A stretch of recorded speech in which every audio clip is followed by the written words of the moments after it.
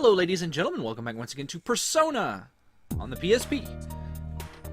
When we last left off from the perspective of you people who are actually watching this in order on the playlists, we just got to the school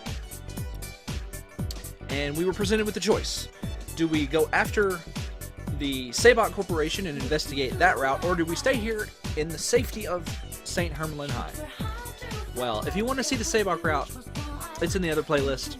Today we're going to be doing Snow Queen stuff.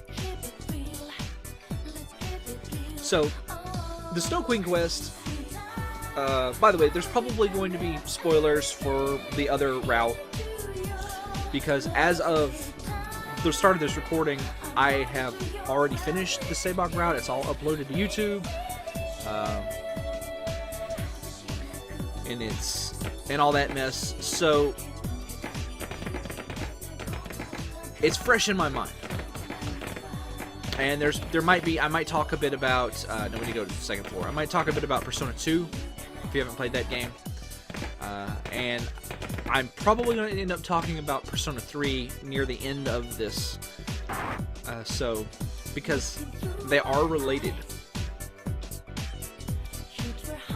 So anyway, to trigger the Snow Queen quest, I'm not going to say it's devilishly hidden, because really it's not. You just talk to a couple NPCs and then go grab an item and you're on the Snow Queen quest. But I don't think your standard kind of rush through the game kind of player would find this on their own. You need to be the kind of player who talks to every NPC and follows up on potential leads and stuff like that. So that first girl we talked to, she tells us about Devil Boy and how he thinks he knows what has caused the stuff that's going on right now. So that leads you to the library up here where Mr. Devil Boy is, and he's going to tell us about the Snow Queen play. So there's a series of events that kind of lead you to this quest, but it's all not really related to the Sabot route, and you might not think to follow up on this stuff right away.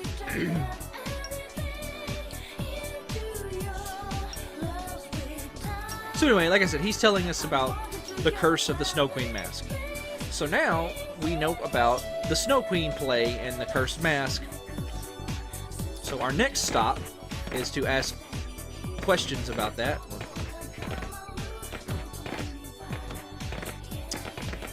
And we need to go to the drama club. And by the way, if you haven't picked up the items in the clubs, do it now, because once we actually start the Snow Queen quest, we won't be able to get the items, etc.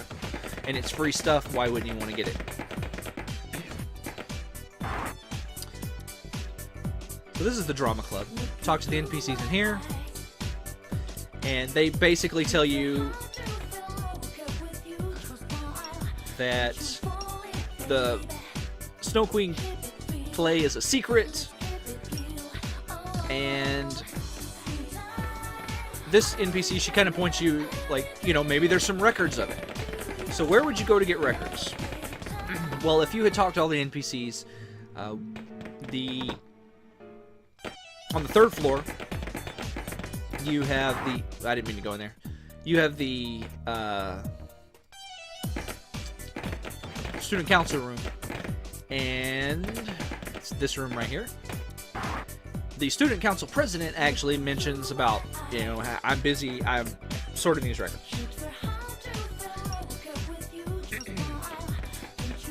By the way, does anybody know what that says? Like, it's not relevant to anything. I'm just curious, that's all. So we talked to this guy, and he's like, you can't see the records, because I've sorted them.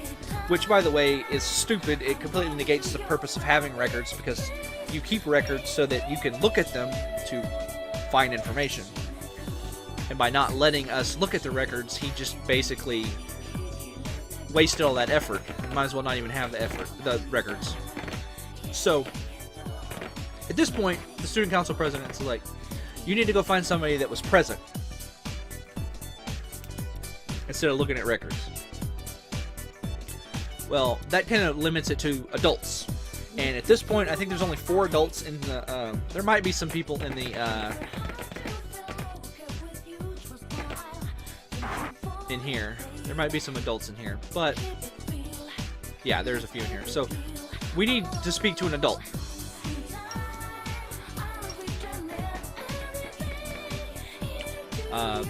So, at this point, we have 4 adults that are important to the plot. We have the nurse, and who have portraits, basically. We have Miss Seiko. I always call her Miss Psycho. Miss Seiko. And we have the principal and the vice principal.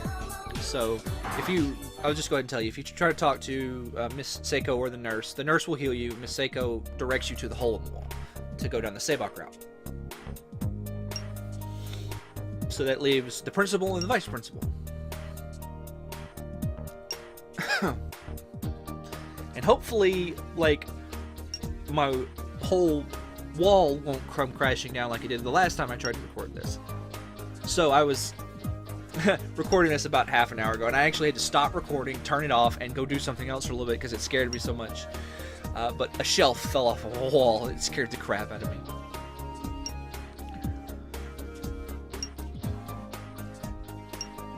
And so basically, she's telling us the last time that the Snow Queen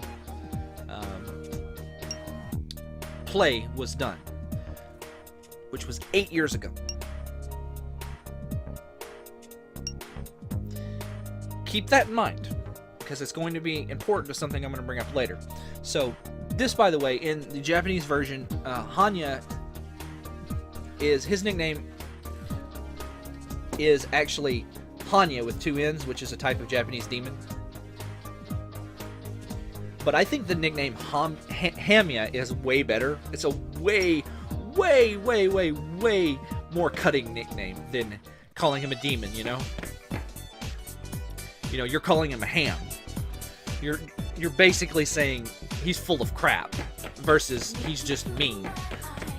So anyway, once you have spoken with the principal and gotten the real story about what happened 8 years ago, and that it's in storage, you can come into the gym here to the storage room and open this box. Now, in the PlayStation 1 version of the game, you can do all of these steps, if I recall correctly, except open this box. They dummied this out, and so you actually can't get this key item. But if you have a Game Shark, you can hack the Snow Queen mask into your inventory and then still trigger the actual quest. And it's fully completable, assuming you know what to do without reading the text, because the text is all garbled in the Snow Queen quest, and sometimes the sprites do weird things because they're heavily edited. But anyway.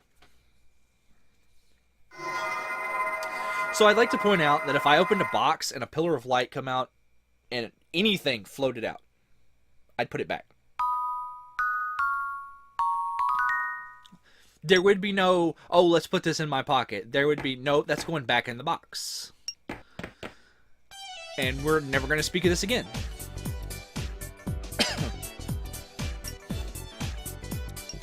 So, basically, with that in our inventory, we are on the Snow Queen quest. I think the actual triggering plot flag is walking through this door with the mask in your inventory. I've never actually done the Snow Queen quest on the PlayStation 1 version. I just was reading that you can hack the game and have it in there. So, where does this part of the game actually take place in the timeline? Because canonically, both the events of the Snow Queen quest and the events of the Sabak route, they both happen. They are both referenced in Persona 2 by Yukino, and they both are referenced. Well, Yukino herself references the Snow Queen stuff, and you meet other party members, and they reference both during several parts of the game.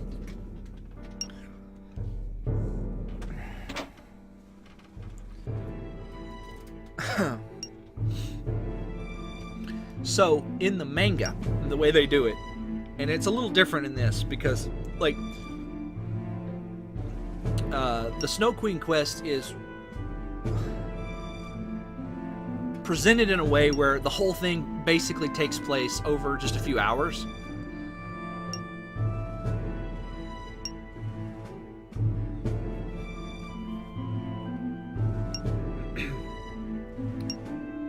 Maybe a day or two at the most. Because the dungeons in this are actually timed. And Miss Seiko, she puts this mask on. Anyway, this right here is just a quick recap if you don't know what the Snow Queen, the story of the Snow Queen is. Fun fact, this was actually what Frozen was originally going to be. And then they wrote that song, Let It Go. And somebody said, hey, let's sing it from a sympathetic perspective. And they're like, oh yeah, that works way better than having it be a villain song. So they're like, yep, it's time to rewrite the whole movie. And Elsa went from being the Snow Queen to just a princess with ice powers.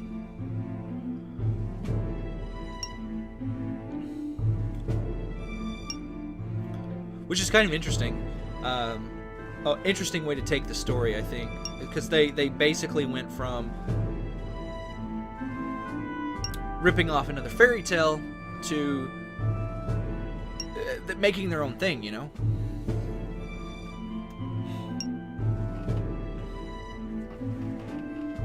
And I feel like Disney was rewarded because of that. I've got so many cables here. My PSP was only on 1 bar of battery when I started this, so I got the power cable going behind me. I've got the video cable going in front of me. I've got my headphones cables going across my chest and down in front of me. I've got my microphone cable going to the right of me.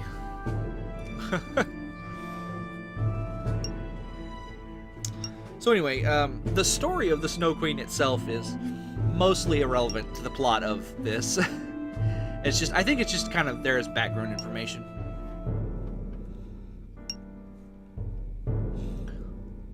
I don't think we ever hear what actually happens to Miss Seiko's friend. Like, we just know that they fought and she died.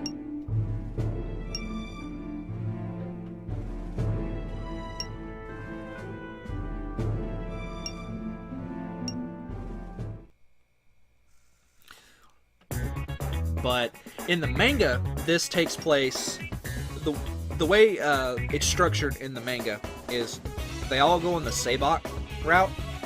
They do some stuff, things happen, they get sent back to the school. The Snow Queen quest stuff happens, then they leave, they finish that, they leave, and they go back and they finish the Sabak quest. It's structured a little different in this game.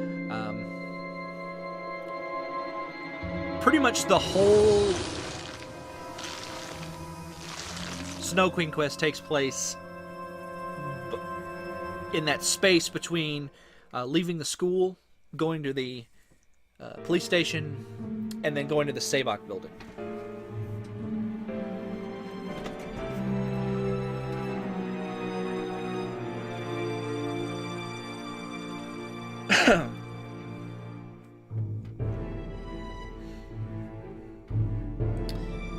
And I do actually recommend you watch the Sabak quest before you watch this one, if you are coming later.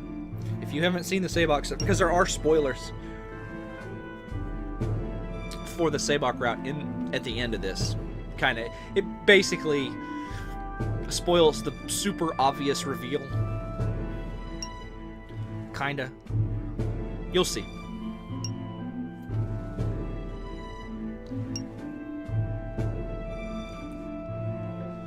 I don't think they actually ever say in this exactly who the Snow Queen is. We'll have to pay special attention to that. But the Snow Queen is actually related to Persona 3. So if you've ever played Persona 3, the Snow Queen is actually Nyx, who is more or less the villain of that game. I say more or less because Nyx herself doesn't actually show up in Persona 3. You don't, like, the final boss of the game is the Nyx avatar. It's not actually Nyx herself. It's kind of funny to me that Nyx is this all-consuming, like, nihilistic, like, deity who wants the entire world to just stop existing. Like, Nyx is all about nihilism. And in SMT games, Nyx is usually this, this madam-looking person who a lot of times owns a bar. Like in SMT 3, Nyx owns a bar that you can go to and get information and stuff. And at one point you have to go into the back of and steal stuff from Loki. So, like, it's just a different in it's just one of the differences between Persona and SMT, you know. You see another thing like that where personas will be based off the same mythological figure as a demon, and they'll look nothing alike. Like Taka Mikazuchi in Persona 4 looks nothing like Taka Mikazuchi in SMT. Yeah, okay. Kinda did it. It's kind of, sort of my fault, but at the same time, like, didn't really think that the mask would, you know, freeze everything, and... But in this chapter, you have a little more freedom over who you get in your party. So in the Sabok route, you got 4 fixed party slots. You got your main character, Maki joins, Mark joins, Nanjo joins, and then you get a 5th person that can join your party, and you have your choice of Brown, Ellie, Isa, Reiji. In this chapter, in the Snow Queen quest, your fixed party members are your main character, Yukino, and Isa, which leaves you to get you get to pick 2 characters out of the 3 remaining options, which are Nanjo, Ellie, and Brown. From a strictly gameplay perspective, I would say that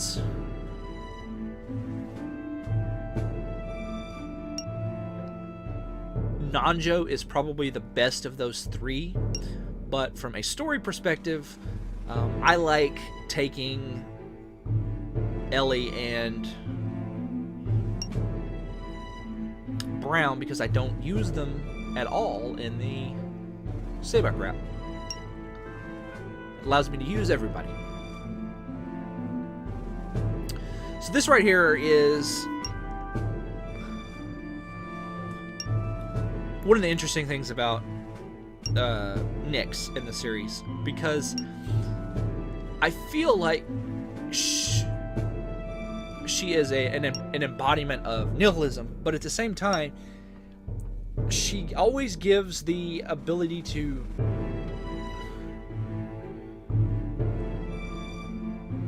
fight that nihilism. Like, it's not just, okay, I'm going to destroy the world with you have no chance to defend yourself.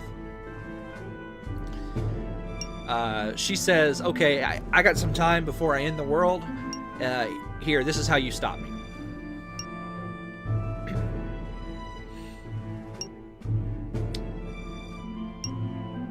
So I don't really like ISA, by the way. She's a terrible party member. She's a terrible person. And yeah, Yukino's pretty cool though.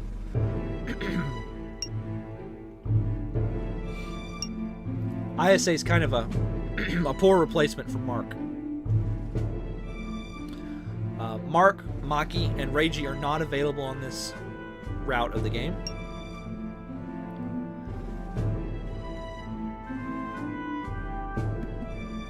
And there's our good buddy Philemon.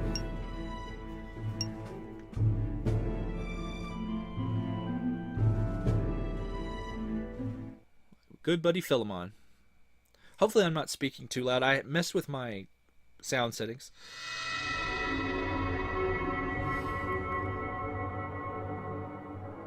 A moment, please. You are angry and frustrated, but that will not rescue your teacher. There is only one way to do that. The Demon Mirror. It can remove the source of the mask's curse. However, the Snow Queen has shattered it. The 12 shards are scattered amongst 3 towers. Take this mirror frame with you. Fit the mirror shards you find into it. If you gather enough shards to reflect your teacher, she can be saved.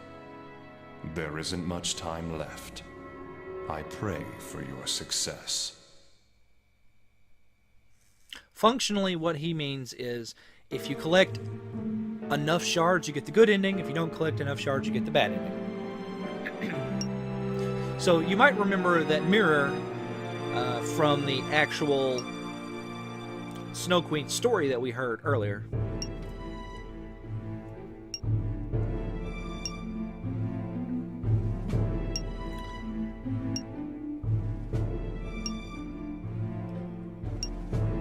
So, party members. Let's talk about who I'm going to be getting. I am going to be getting Brown and Ellie. And the first part of the Snow Queen quest here is we're going to build a party. So you need to walk around, pick your 2 characters, and then the story will advance. Unfortunately, unlike the Sabak route, you don't get free guns for everybody, except for ISA. She inexplicably starts with a gun, and I don't think, does Ellie start with a gun? I know Brown does. But anyway, the main character and Yukino do not start with guns.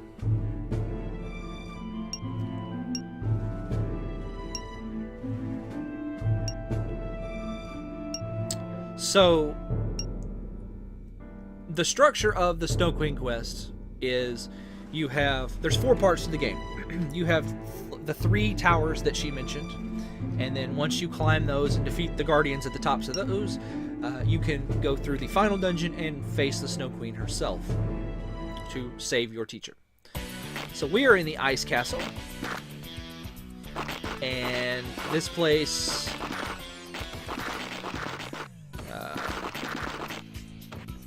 yeah. Everything you need is here. Oh, this is a velvet room. We can't go in there just yet. Let's see.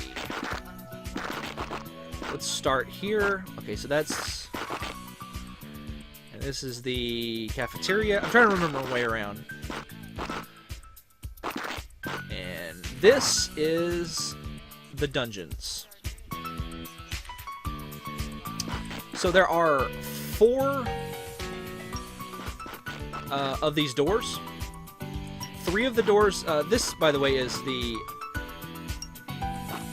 what is it called? Devil's Peak. 3 of the doors are the dungeons that we actually have to complete to beat the game. This is locked, by the way. That room right there is the Devil's Peak. This is the lowest level of the dungeons. Which is, the 3 dungeons are Hypnos Tower, Nemesis Tower, Thanatos Tower. and you can complete them in any order. The Hypnos Tower here is the lowest level one. The Nemesis Tower is the mid-level one, and Thanatos is the most powerful one. We actually can't get into any of the towers right now because we don't have a full party, but we will be doing that.